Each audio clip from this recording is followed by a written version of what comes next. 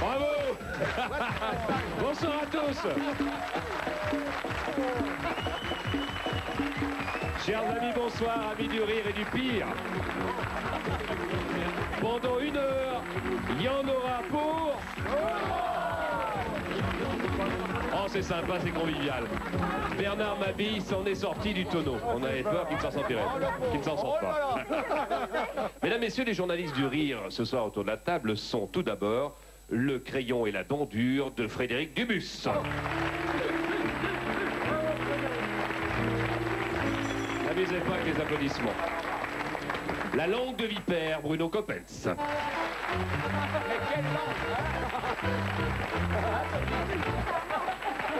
La voix nationale, André Lamy. Bonjour à tous.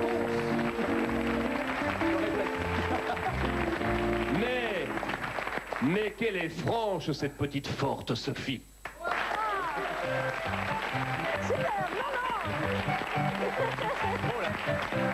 La barbiche populaire de la Belgique, Marc Herman.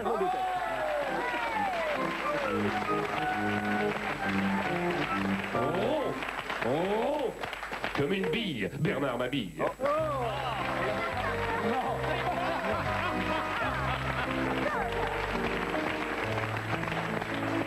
Mesdames, Messieurs, le grand orchestre de Il y en aura pour tout le monde est placé sous la haute direction de Monsieur Alain Collard.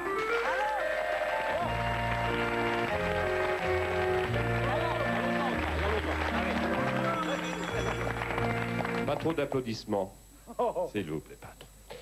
Dans la presse, ils ne lisent que les titres, c'est le cas de Dubus.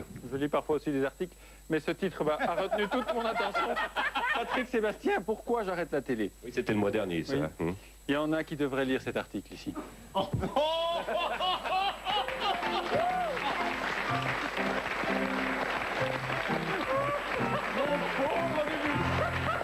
Mon pauvre Dubus. Bruno Coppens. Le cannabis ne passera pas. Le projet de légaliser les drogues douces, on lui a coupé l'herbe sous le pied. Alors que fait l'État? Où sont ses projets? Autant chercher une aiguille dans une botte de joint. André Lamy. Oui, alors voilà, coup de théâtre au procès VAOM, tapis à vous, non, Gertrude et moi, ça n'a jamais commencé.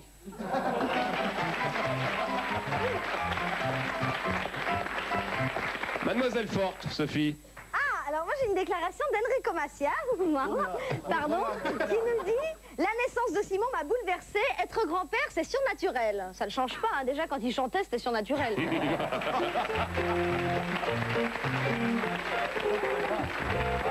Monsieur Mabille.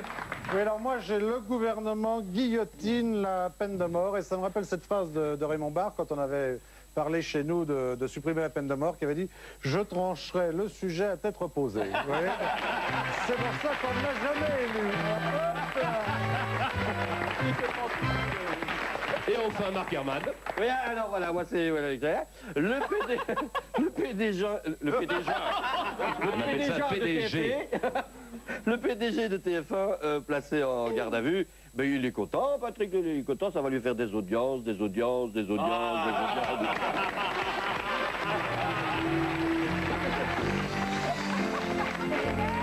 Petit entre Bretagne et Picardie, fouetté par les vents de la mer, je l'appelle ma Normandie, c'est le pays du camembert. Bien sûr les tapis sont d'Orient, oh, et les spaghettis d'Italie. Il y a du caviar en Iran et de la vodka en Russie. Mais la frite est à Caen. La frite est à Caen. La frite est à Caen. La frite est à Caen. Et la frite est à Caen. Une fois. La frite est à Caen. La frite est à Caen. La frite est à Caen. La saucisse est de Francfort, tandis que ma femme est de Bourges. Vos beaux-frères vivent à Belfort, Et ma belle-sœur est une vraie courge. Il y a du gibier en Sologne. Bon. Et il y a du charbon dans les mines. Il n'y a plus de travelot dans le bois de Boulogne. Et dans ma femme, il y a de l'âle. Mais la frite est à quand? La frite est à quand? La frite est à quand? La frite est à quand? La frite est à quand? La frite est à quand? La frite est à quand? La frite est à quand? La frite est à quand? L'Amérique a son rock'n'roll. Mon voisin du cholestérol. On fait du vélo en Hollande. On roule des pas au Royaume. Il y a des marins à Zanzibar. Il y a des matins où j'ai la barre. Ma concierge est née à Mâcon. Et son fils c'est rien qu'un petit con. Mais la frite est d'accord. La frite est d'accord. La frite est d'accord. La frite est d'accord. La frite est d'accord. D'accord. La frite est d'accord. Pour l'amour. D'accord. Pour l'amour.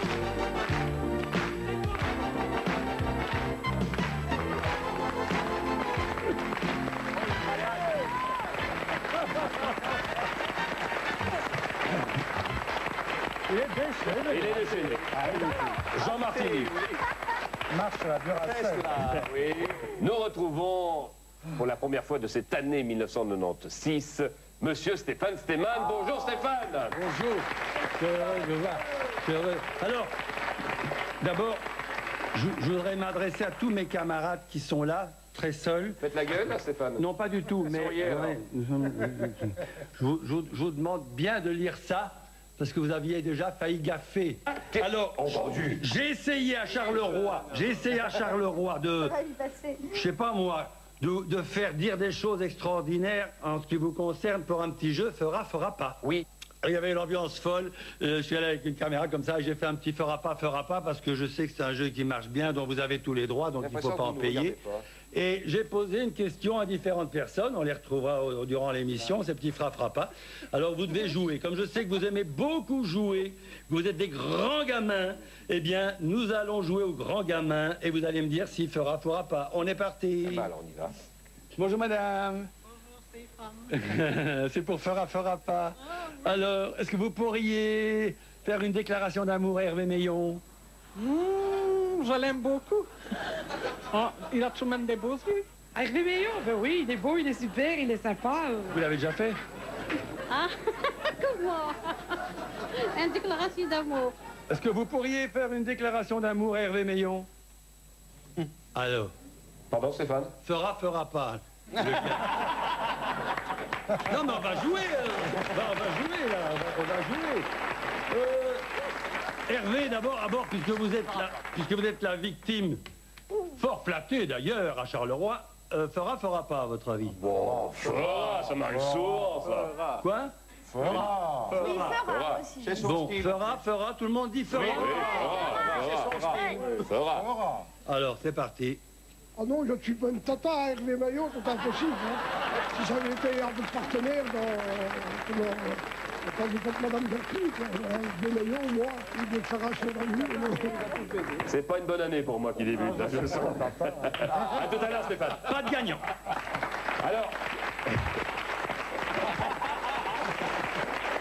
Alors quoi de neuf pour les hommes politiques cette année? Écoutez, ça fait maintenant 2 mois qu'on a la grève de tous les transports 3 fois par semaine. Alors, quand j'entends M. Juppé dire « Je veux une France qui marche », il l'a.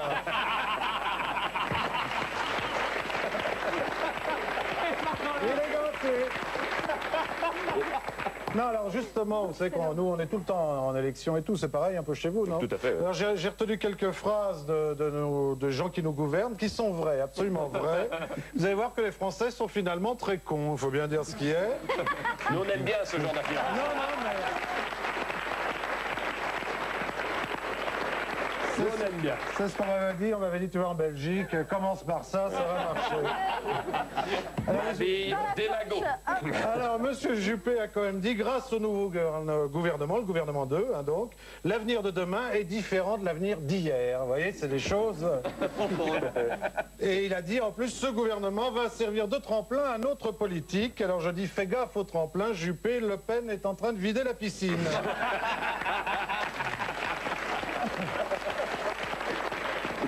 Monsieur Barr a eu cette phrase assez marrante. Il a dit, inutile de chercher à me retourner, je ne suis pas une crêpe, vous voyez la taille de la poêle. Monsieur Bayrou, ministre de l'Éducation nationale. Monsieur Bayrou a dit, aujourd'hui, tout le monde doit être bilingue dans une langue et en parler une autre. Monsieur U, qu'on avait pris au Parti communiste pour faire avancer les choses, Coco, Monsieur U a dit, j'ai commencé avec ma seule intelligence, c'est-à-dire rien, ça fait pas grand-chose, mais il est honnête. Et je voudrais terminer par cette phrase de Monsieur Chirac qui a dit, tous les matins, je me lève en me demandant qu'est-ce que je vais faire aujourd'hui pour résoudre le problème du chômage. Vous voyez la scène, il est à l'Élysée, il se lève et il se dit, qu'est-ce que je vais foutre aujourd'hui pour résoudre le problème du chômage. Vu les résultats, il se recouche et il regarde Matin Bonheur.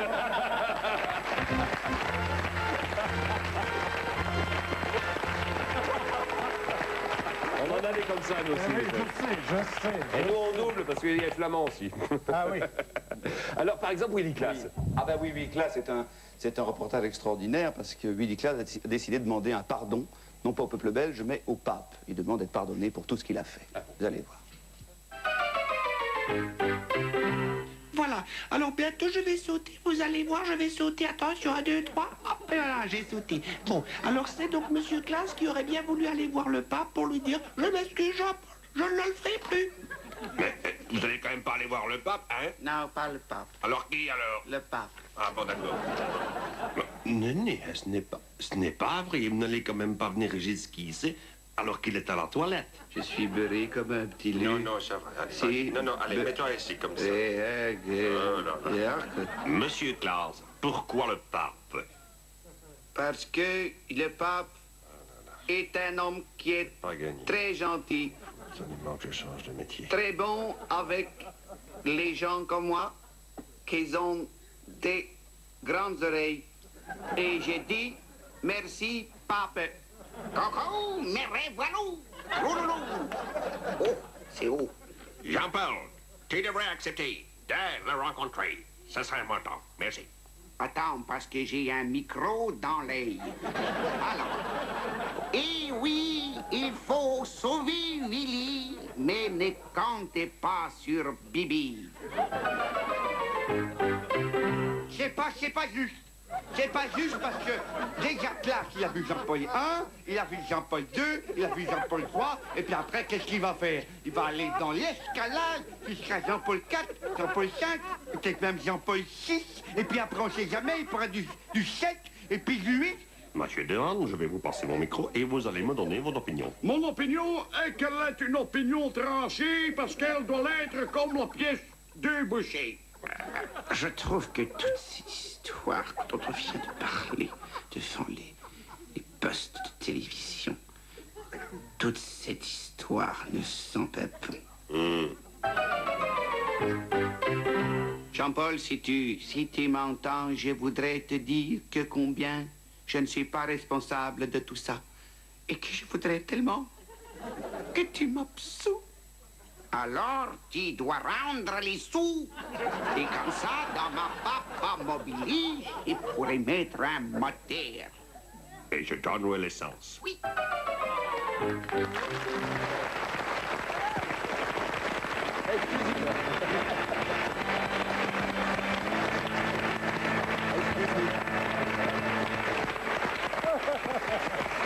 C'est dur, mais c'est tellement bon. Oh, ouais, c'est vrai. Willy, sauvons Willy. Allô? Oui, Allô, Hubert Valion? Mesdames, Messieurs, je l'ai envoyé à Visé. Il y est. Bonjour, Albert. Allô, bonjour Hubert Valion. Bonjour Hubert Valion. Comment allez-vous, mon cher Albert? Nous allons bien, Hervé, nous allons très bien, merci bien. Eh ben, je suis bien content que vous soyez vraiment à l'endroit où je vous ai envoyé, c'est-à-dire à Visé. En fait, Hervé, vous êtes bien averti que nous sommes bien en visée. Nous, Albert? Oui, Hervé, nous. Ça veut dire que vous êtes plusieurs aujourd'hui? Mais non, Hervé, nous sommes seuls. Oh, Albert, vous m'avez l'air bien sûr de vous aujourd'hui. Normal, Hervé, nous avons bien visé sur la carte. Qu'est-ce qui se passe? Je vous vois double. Hervé, il faut demander au réalisateur, ce qui n'est pas encore remis de ses rébellions, hein. À mon avis, il a dû faire d'une bière 2 coups. Comprenez-vous bien? Je comprends très bien. Je vais mener ma petite enquête, mon cher Albert, et je vous retrouve tout à l'heure. Tout à fait, Hervé. Moi, nous en serons très ravis. Oui, c'est amusant, ça. Merci, à tout à l'heure, Albert. À tout à l'heure. Tout à l'heure. Bizarre. Mesdames, messieurs, après la publicité, nous nous retrouverons avec ceci. J'utilise un fer anglais avec le volant à droite, voyez, pour pouvoir repasser à gauche. Enfin, que voulez-vous? Je l'ai épousé par amour. Clic! Par amour de l'argent. En vaut de Hervé. Et tu vas commencer à te taire, Dédé. T'as fini, oui? Tu vas prendre ma sac quand tu continues à parler pendant que je parle à M. Malion.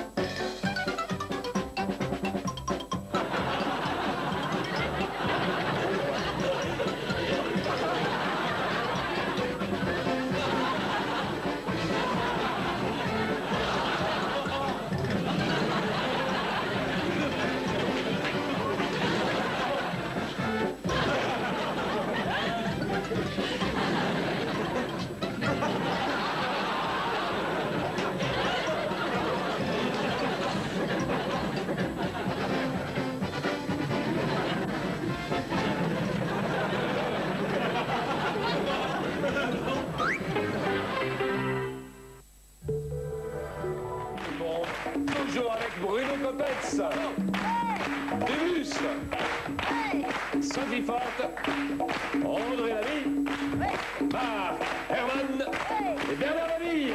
Putain, il prononce mon nom. Il a pris son bâton de pèlerin comme en 1995 pour affronter cette année 96-96 et vous avez été encore à la recherche des petits métiers. Oui. Et en fait, je suis allé... C'est une grosse entreprise, en fait, hein, de nettoyage à sec, tout ça. J'ai un copain qui travaille là. Tu vois, c'est Donald, il s'appelle. Ah oui? On l'appelle Don. C'est l'ami Don, quoi. Et il travaille... Mais oui. Est-ce qu'il veut en venir? J'ai trouvé. Oui, mais quel est ce petit métier? Oui, bah, c'est pas lui, parce que c'était un remplaçant, tu vois. Bon. Et en fait, c'est un repasseur. Mais maintenant, ils font ça à la calandre, c'est des calendriers maintenant. Vieux métier. Oui, non, mais là, je vais lui demander d'expliquer un petit peu l'ancien repassage, comment ça se passait avant. Ah, oui. Alors, il m'a fait un plaisir, il m'a expliqué. Oh, rétro. Voilà. Ah oui. Oh.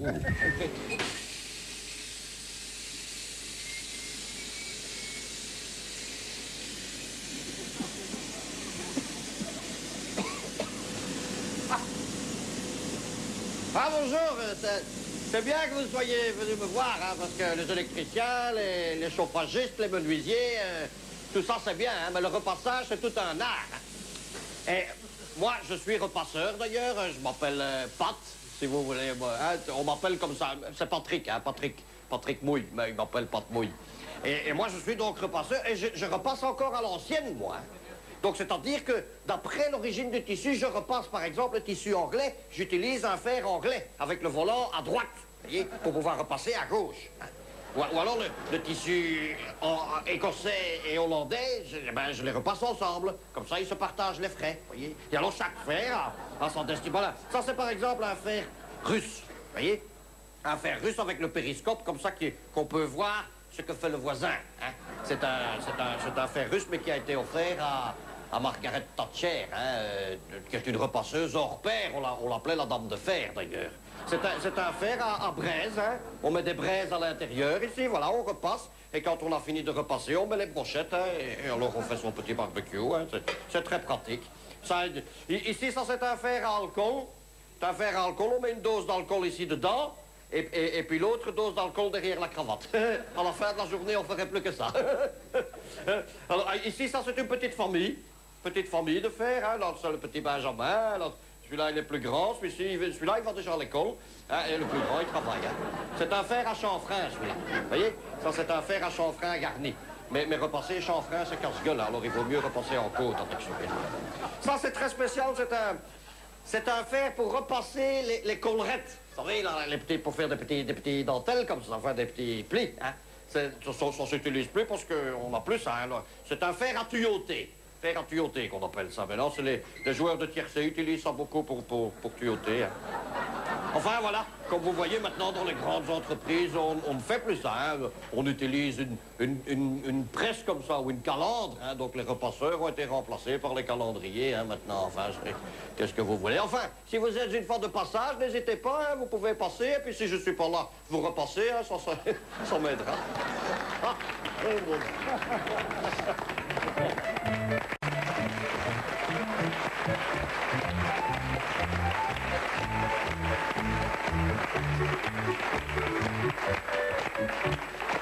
Reportage important maintenant dans cette émission, car j'ai demandé à Sophie Forte d'enquêter dans la haute. C'est-à-dire qu'elle a été voir la bourgeoisie.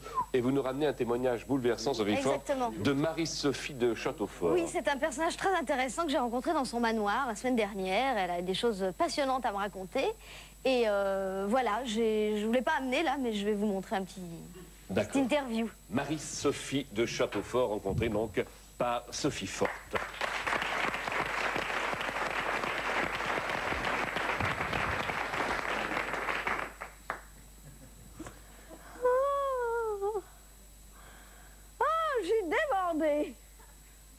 En plus, c'est pas tous les jours fait, ton manoir. On peut pas dire que mon mari Gontran soit réjouissant. Souvent, je me demande ce qu'une femme telle que moi fait avec ce vieux débris grabataire. Enfin, que voulez-vous? Je l'ai épousé par amour. Clic! Par amour de l'argent. Ah! Il doit pas être bien loin, j'ai entendu couiner les pneus de son fauteuil roulant. Non. De toute façon, il peut pas m'entendre médire. J'ai inversé les piles de son sonotone.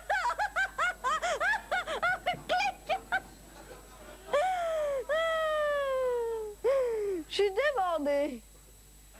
En plus, pour distraire mon mari Gontran, je l'emmène toutes les semaines chez Carrefour. Il voit des gens se battre pour la nourriture. Ça l'amuse. Clic! Tenez, la semaine dernière, j'ai laissé 3 minutes dans l'allée fromage. Il s'est fait embarquer par une vieille Miro qu'il avait pris pour un caddie. Je l'ai retrouvé à la caisse. Il se débattait sous les provisions. Il avait du mou pour le chat partout. J'ai ri. J'ai dit, mon pauvre ami, ça vous change pas. Du mou sur les genoux, ça me rappelle ma nuit de noces. Clic.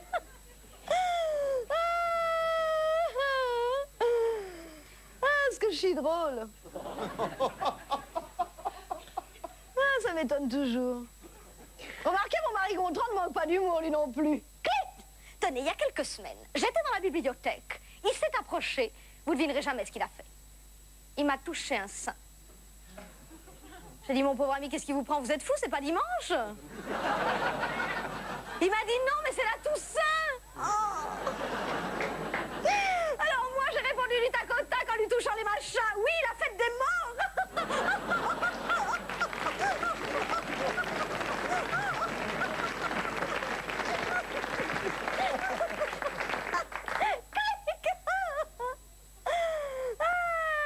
Souvent l'occasion de rigoler. J'aimerais faire comme ma copine Marie-Cécile. Elle s'est fait faire un lifting, maintenant elle sourit tout le temps. Un vrai japonais. Remarquez, c'est bien la première fois qu'elle se fait tirer qu'elle a l'air contente.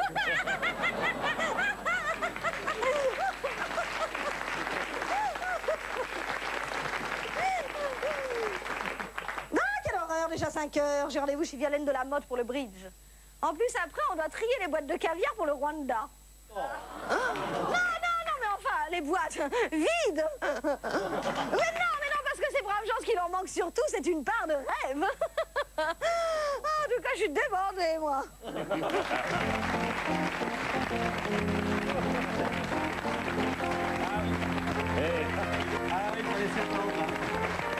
Moi, j'ai l'impression de la connaître, cette Marie-Sophie de Châteaufort. Curriculum vidéo maintenant. Curriculum vidéo, vous savez que Bruno Coppens a pris l'habitude de tracer le portrait de personnalité grâce à des images d'archives. Et là, vous dressez le portrait de qui? Bernard Tapie, parce que franchement, on s'est acharné sur lui, on l'a massacré partout. Mais si vous connaissiez la vie, le passé Bernard Tapie, vous ne seriez plus aussi méchant. Voici des images étonnantes. Bernard Tapie eut une enfance malheureuse. Sa mère chercha à le noyer, mais il parvint à se sauver et alors il se vengea. C'est ainsi qu'il mit le feu à sa grand-mère, alors que celle-ci allait prendre son bain en plein air. Bernard se mit à haïr toute l'humanité, comme Jean-Paul Sartre, qui, préférant la compagnie des chats, traitait les humains de lavette et Simone de Bavoir. Bernard Tapie, lui aussi, préférait les animaux. Il adopta un renard et vécut longtemps avec un lion domestique.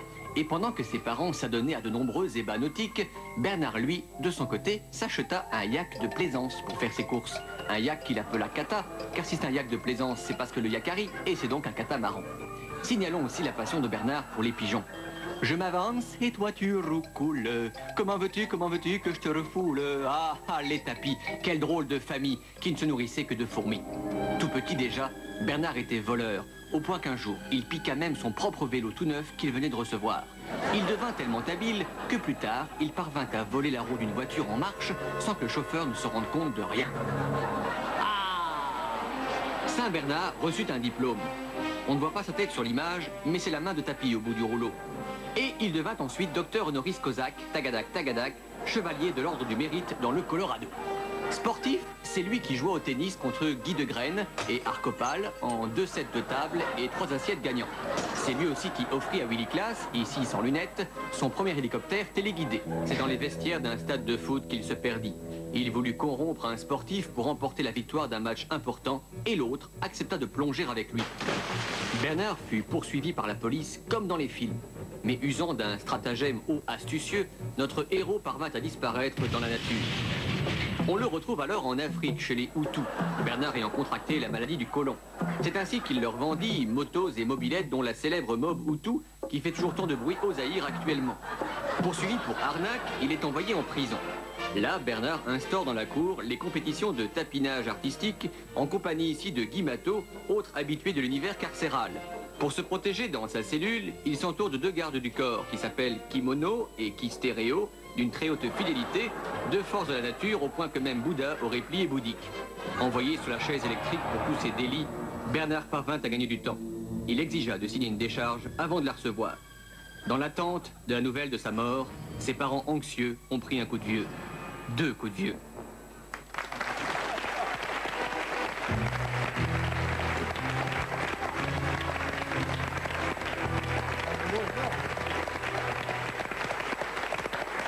Et voilà. Ça doit vous foutre un coup, Stéphane, vous qui admirez Tapie, hein? Ah oui, oui, moi je l'admire parce qu'avoir fait tout ce qu'il a fait, comme j'ai lu toute son histoire cet été et est toujours en liberté, c'est assez extraordinaire. Là, il faut le féliciter, vraiment, c'est prodigieux. À mon avis, il a dû passer le même truc, d'ailleurs, par fax à Guy Matot. Mais enfin, c'est chapeau, il faut enlever son chapeau à des gens comme ça. Osons. Osons. Alors là, j'ai pas osé beaucoup. Je suis retourné à Charleroi, j'ai reposé la même question en ce qui vous concerne, et vous verrez que tout de même, l'unanimité ne se fait pas toujours. On va voir. Bonjour, cher ami, c'est pour fera pas. Est-ce que vous pourriez faire une déclaration d'amour à Hervé Meillon?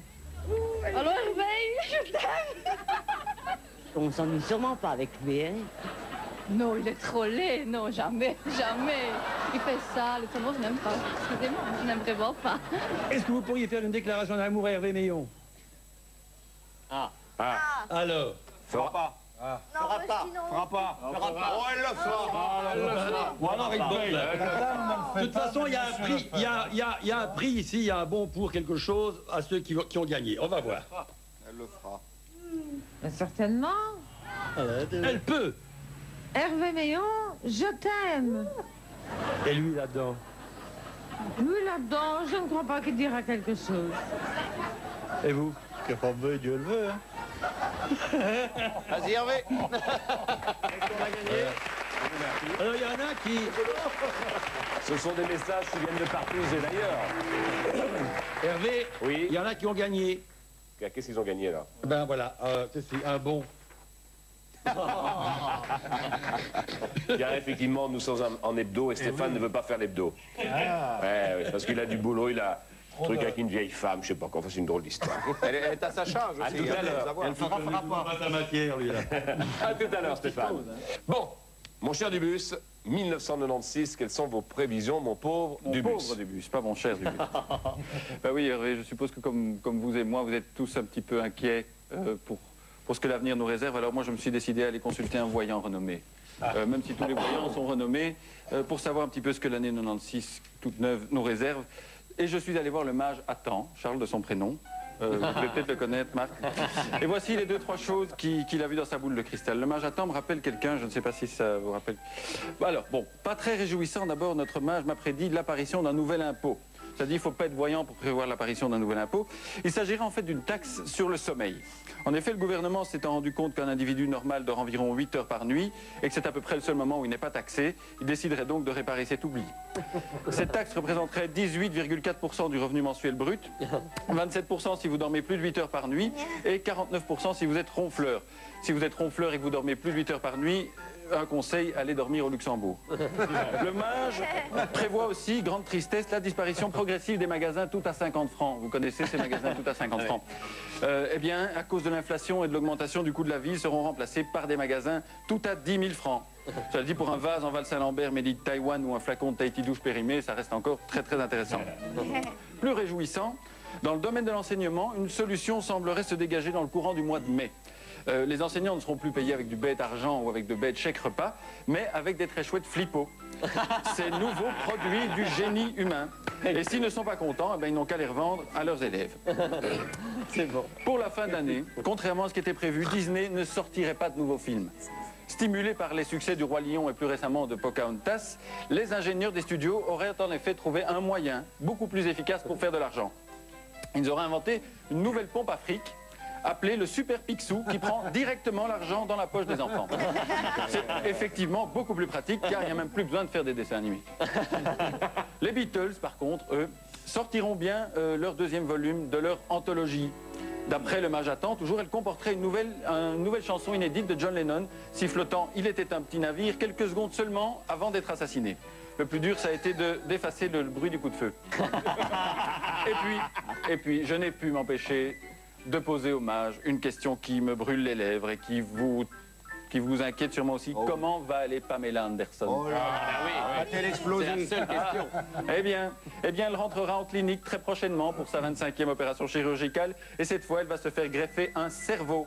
Le seul problème, c'est qu'elle ne sait pas encore où elle va le mettre. Voilà. Alors pour terminer, le mage Attan est formel. Cette année, les Diables Rouges remportent la Coupe du Monde de foot. Et l'assassin d'André Cole sera identifié et arrêté. Mais je dois dire que mon mage commençait un petit peu à être fatigué par toutes ces prédictions visionnaires et qu'à la fin, il commençait à confondre un peu sa bouteille de fluide magique avec sa canette de bière. Pour vous dire à quel point il délirait, Hervé, il m'a même prédit que grâce à l'hebdo, on serait tous augmentés la semaine prochaine et que vous seriez engagé par la RTBF pour animer mon week-end. Mon pauvre. Bonne année quand même. Bonne année quand même. Nous allons retrouver nos Albert à Visé. Comment ça va toujours, mon petit Albert? Ça va, Hervé? Ça va, Hervé. Je ne nous apprends pas qu'on ne m'a visé en vaut de Hervé. En vaut de Hervé. Et tu vas commencer à te taire, Dédé. T'as fini, oui? Tu vas prendre ma sac quand tu continues à parler pendant que je parle à M. Million. Ça se fait, hein? Allez-y, Hervé. Mon cher Albert II, ou Albert Ier, est-ce que vous avez pu vous renseigner sur la population locale? Certainement, Hervé, la population ici, n'est-ce pas, disons, des savanes, fait pas le malin, hein? Regarde dans le TP comment est-ce qu'il fait.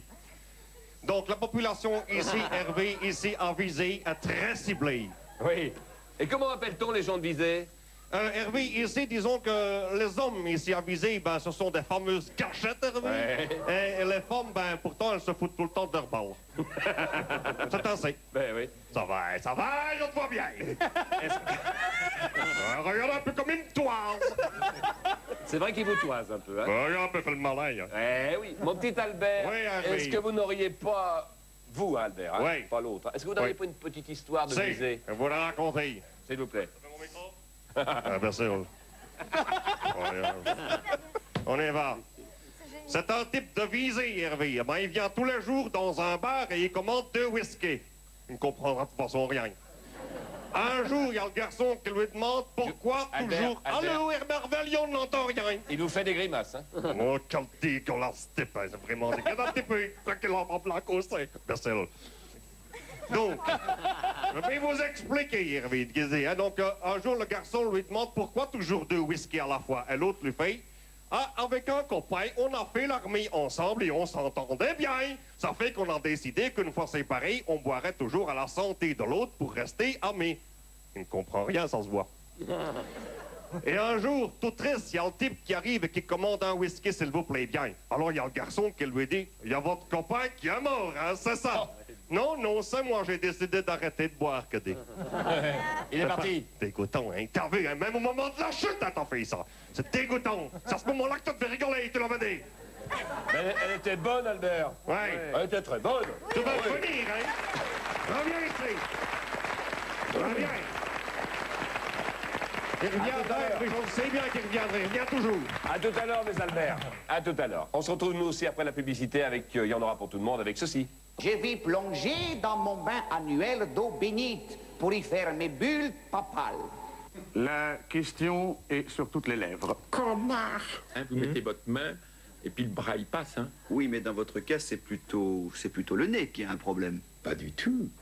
Frère Bruno Coppens. Et oui, pour le début de l'année, j'ai pensé quand même qu'il fallait demander à Jean-Paul II les vœux pour l'année. Alors, Jean-Paul... Tralala, ah, ce qu'on est bien quand on est dans son bain. On fait des grosses billes, on joue au sacristain. Ah, ce qu'on est bien quand on est dans son bain. Allô, pape? Oui, qui m'appelle? C'est pour une télévision belge. Ah, Belgium. Ah, mais comment va Willy Claes? Oh ben, l'affaire suit son cours.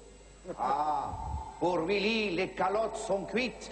Dites-moi, vous êtes en forme, vous avez, on dirait, une pêche d'enfer. Ne prononce pas ce mot-là, mécréant. Excusez-moi, que faites-vous pour l'instant, pape? Je vais plonger dans mon bain annuel d'eau bénite pour y faire mes bulles papales. Et quels sont vos projets pour 96? Je suis un pape branché. Je vais sortir un CD-ROM. Ah, et sur quoi? Un CD sur les Vaticans. Hein? C'est joli, le Vatican, avec plein de chansons, comme Ah, ce qu'on est bien, j'entends bien. Dites-moi un grand secret. Oui. Comment s'est passé le réveillon de nous? Subliminal. Ah bon, racontez-nous. Par la prière, je suis entré en communication virtuelle avec les 12 apôtres. Blou, blou. Les apôtres?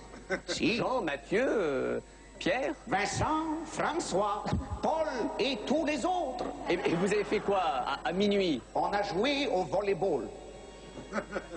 Les apôtres jouent au volleyball? Ah oui, comme ils sont 12, 2 équipes de 6, moi, l'arbitre, parfait. Ah bon, mais ils jouent bien? Ah, il y avait Pierre le pêcheur qui adorait monter au filet. Écoute, je dois prendre mon bain de Saint-Siège maintenant. Oui, alors, une dernière chose, des vœux pour le public belge qui nous regarde. Ah oui. Combien il y a de chrétiens là-bas? Attendez, je compte. Oui. Dites, Déane, il est toujours le chef chez vous? Ben oui. Alors, je présente à la Belgium toutes mes vœux les plus sanctuaires. Merci, sa sainteté. Ah, ce qu'on est bien. Oui, bon, on va peut-être prendre l'antenne et la parabole à Hervé tout de suite. Merci beaucoup, grâce et vive. Merci, très sainteté.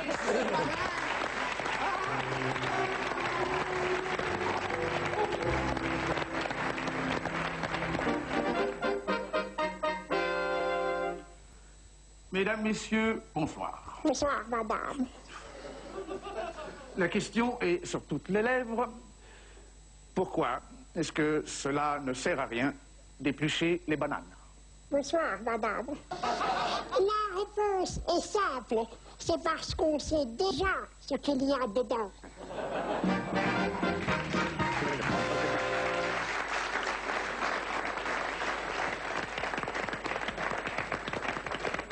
Blackman et Poconoy. On n'en avait pas des comme ça, hein? Ah non. En France. Est-ce que la France vous étonne toujours, mon cher Bernard Mabille? Oui, la France m'étonne. Alors je vais revenir. Tout à l'heure, on a parlé des hommes politiques un peu concons. Maintenant, on va parler des hommes politiques un peu obsédés sexuels. C'est que chez nous, le sexe marche pas mal quand même. Il suffit de regarder TF1 tous les soirs à 22h. Vous n'avez que des émissions de sexe avec des panels de gens réjouissants. Vous avez toujours un sexologue, un ethnologue, enfin bon... Brigitte Lahaye, consommatrice, enfin oui, vraiment, il y a toujours... Et nous avons des hommes politiques très obsédés. Je vous citerai cette phrase de M. Fabius qui a dit « Il n'y a aucune différence entre l'homme et la femme, sauf que chez l'homme, le sexe est plus profond. » Oui, c'est joli. Oui. Il a dû se faire avoir. Faut qu'il évite de fréquenter Amanda Lear. Monsieur Marchais, récemment, qui est quand même nostalgique des manifs, a dit « Moi, si je redescendais dans la rue, vous verriez alors la queue des camarades s'allonger derrière moi. » Vous voyez les choses. Monsieur Lalonde, qui a dit « Je n'ai plus de parti, certes, mais mon appareil grossit jour après jour. » On aimerait la recette. Monsieur Le Pen, qui a dit « Je parle par ma bouche, mais avec la langue de mon cœur. » Va lui rouler une pelle. Sophie, c'est pas évident. Madame Ségolène Royal, qui avait une phrase géniale, elle a dit « La femme ministre ouvre la bouche et jamais aucun homme ne vient la contenter. » Incroyable. C'est elle qui avait cette phrase aussi extraordinaire qui avait dit « Il faut que la contraception ait ses règles. »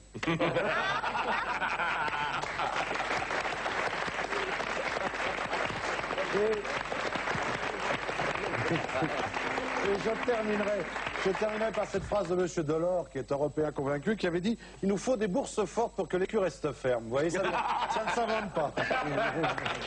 Ah, la France, il m'étonne. Ah, un autre homme politique important chez nous, Philippe Busquin. Oui, qui va se faire opérer. De quoi? Ah, vous allez voir, c'est terrible, le pauvre homme. Oh, le pauvre homme. Monsieur Busquin, bonsoir. Bien, Monsieur Busquin, d'abord, merci. Merci d'être parmi nous aujourd'hui pour nous parler d'un problème qui vous est personnel, qui est le problème de vos cordes vocales. En effet, vous avez un réel problème à ce niveau-là. Alors, voulez-vous en parler librement? Oui. En fait, on m'a dit il n'y a pas tellement longtemps que vous comptiez prendre des mesures en ce qui concerne ce problème. Est-ce vrai? Mais bien sûr. Et vous croyez que ça va marcher? Il n'y a pas de miracle. Ah bon? Pourquoi? Mais ça, vous savez, vous savez jamais comment ça va, hein. Vous mettez votre main... Et puis le bras, il passe, hein. Oui, mais dans votre cas, c'est plutôt le nez qui a un problème. Pas du tout. Et le problème se situerait plus bas? Non, je crois qu'il est prématuré d'en parler. Et vous croyez donc, en fait, que c'est un problème de ce côté-là qui vous fait parler de cette manière? Mais on peut interpréter comme on veut. Mais comment est-ce que cela peut-il être lié? Il y a eu des tensions très vives. Vous n'allez quand même pas me dire que vous pensez à le retirer maintenant? Eh bien, il est toujours là. Vous me rassurez, mais pourquoi ne pas avoir entamé la guérison plus tôt? Le temps ne le permettait pas entre septembre et novembre. Mais vous comptez, je crois, l'enlever en janvier. Il faut voir à ce moment-là quelle sera l'activité. Et vous ne pensez pas qu'il faudrait juste opérer le nez ou la gorge plutôt que d'enlever cet appendice qui quand même est assez primordial chez l'homme? Pour cela, il faut faire des choix. C'est-à-dire? Il faut choisir, d'abord dans les choix. C'est là le choix. Ah bon? Mais ce sont des choix. C'est ça. Et on n'insiste pas assez. Très bien. Eh bien, merci, Monsieur Busquin, de nous avoir répondu aussi clairement. Finalement, c'est pas uniquement la gorge qui devrait se faire opérer, lui.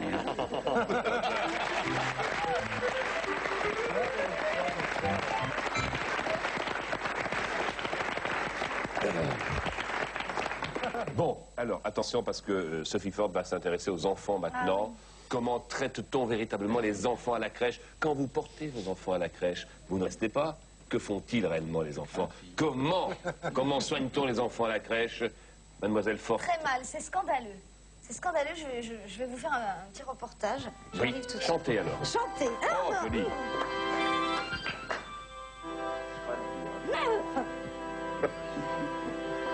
Dors à présent, mon doux bébé, Sophie va te bercer.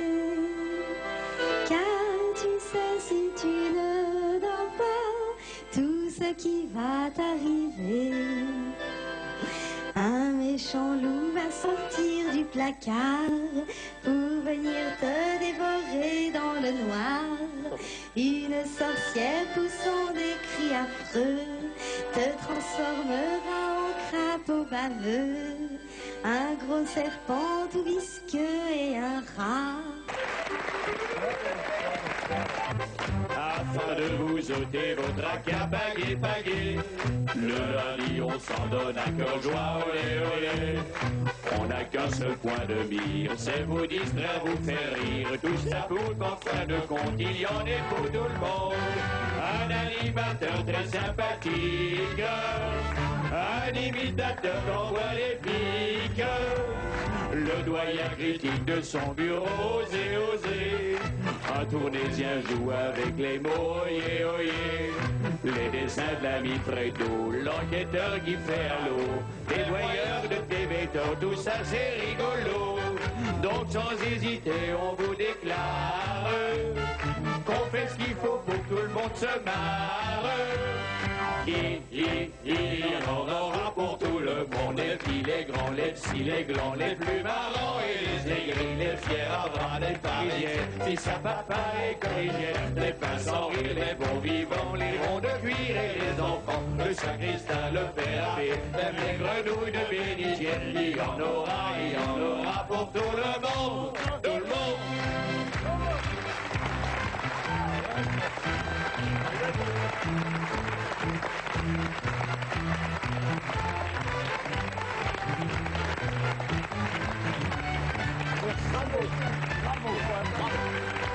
Un bisou à ceux qui commentent à marcher.